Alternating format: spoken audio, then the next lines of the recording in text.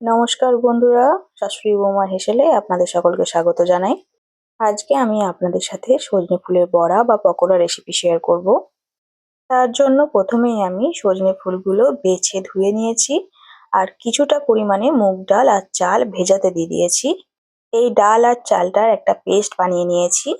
বসন্তকাল মানেই কিন্তু সজনে ফুলের মরশুম, আর এই সময় গরম ভাতের সাথে সজনে ফুলের পকোড়া না হলে কি চলে? সজনে ফুলের ভাজা সবাই খেয়েছো, এইভাবে একবার পকোড়া বানিয়ে দেখো, অসাধারণ লাগে খেতে।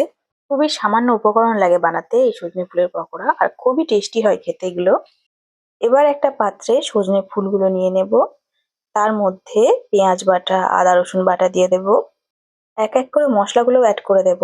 প্রথমে লঙ্কা গুঁড়ো, জিরে গুঁড়ো, ধনে গুঁড়ো, হলুদ গুঁড়ো আর পরিমাণ মতো নুন দিয়ে দেব।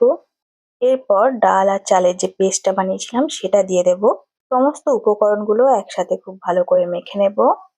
এই ব্যাটারটিতে জল একদমই ইউজ করা যাবে না, জল দিলে এটার টেস্ট ভালো হবে না। আর বেকিং সোডা বা খাবার সোডাও দেওয়া দরকার নেই, কারণ এটাতে আমি চাল গুঁড়ো ব্যবহার করেছি, এতেই ক্রিস্পি হয়ে যাবে।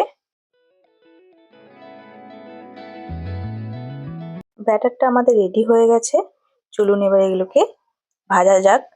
পকোড়াগুলো ভাজার জন্য আমি এখানে লোহার কড়াই নিয়েছি আর তার মধ্যে সর্ষের তেল দিয়ে দিচ্ছি।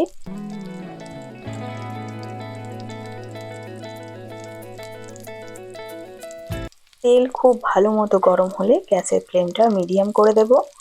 এবার পকোড়াগুলোকে ছোট ছোট আকারে তেলের মধ্যে ছেড়ে দেব। মিডিয়াম ফ্লেমে পকোড়াগুলো ভাজলে ভিতরটা খুব ভালো সিদ্ধ হবে আর উপরটা মুচমুচেও হবে। এই পকোড়াগুলো ডাল ভাতের সাথে তো ভালো লাগে বটেই, বিকেলের চায়ের সাথে বা সন্ধ্যের স্ন্যাক্স হিসেবে টমেটো সস আর ধনেপাতার চাটনির সাথেও কিন্তু দারুণ যায়। বাড়িতে অবশ্যই একবার ট্রাই করে দেখবেন। এক পিঠ লালচে হয়ে গেলে অন্য পিঠে উল্টে দেব।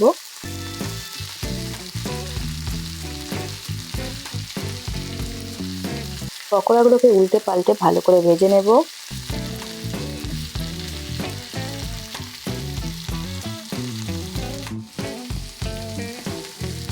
পকোড়া ভাজা আমাদের কমপ্লিট হয়ে গেছে আর পকোড়াগুলো খুব সুন্দর একটা গোল্ডেন ব্রাউন কালার এসছে। এবার এগুলোকে একে একে তুলে নেব।